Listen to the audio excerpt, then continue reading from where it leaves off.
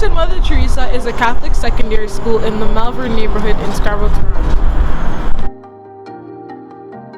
BMT is surrounded by traffic. The school is on an island fenced by roads. For people traveling to and from this area, they have to encounter traffic.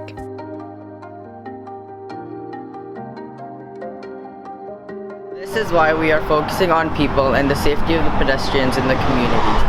We wanted to know where the BMT students cross the street and why they do it at that spot. So we asked this question to identify unsafe places where they cross the street. To gather information, we used 3 methods. 1, a survey. 2, community mapping exercises. And 3, an audit. In our survey, we asked the BMT students which factors they felt were most important to them when talking about traffic safety. The top 3 factors that were identified through the survey were: Number 1, the speed of cars. Number 2, are the drivers following or not following the rules? The third factor is visibility, meaning do cars and pedestrians have a clear view of each other? With the community mapping telling us which crossing areas are important, we then conducted our second research method, the traffic safety audit. So for the traffic safety audits, we went to the places that the students showed us on the community map and went to observe the traffic behavior of the pedestrians, drivers, and the environment around us. Through the community mapping, we found that 2 spots that people jaywalked a lot. One at Sewell's Road in Alfred and one at Nielsen Avenue by Malvern Mall. We wanted to know why people jaywalk there. We found that people are jaywalking because the design of the streets lead them to jaywalk as a shortcut instead of walking to the traffic lights. I'll show you what we do. Follow me.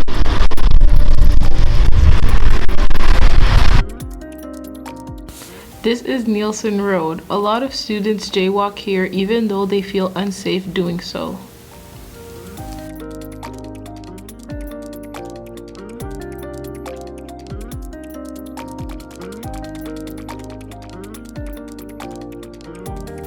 Through our safety audit observations, we found that there is a lot of traffic here.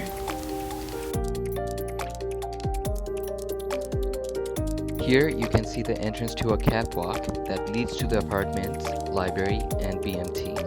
Directly across is where people walk through to get into Malvern Mall. A high number of pedestrians also jaywalk by the medical building despite the presence of nearby crosswalk and traffic lights.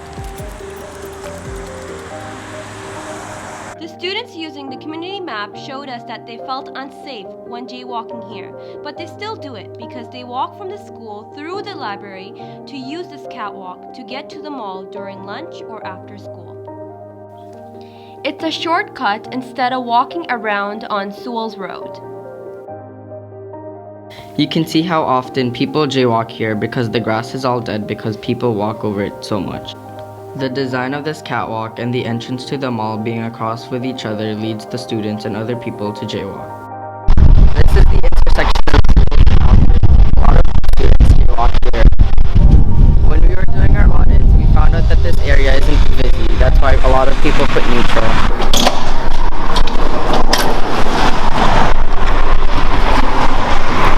This is an exit door that the students use to leave school. On the other side are streets and houses that the students live in.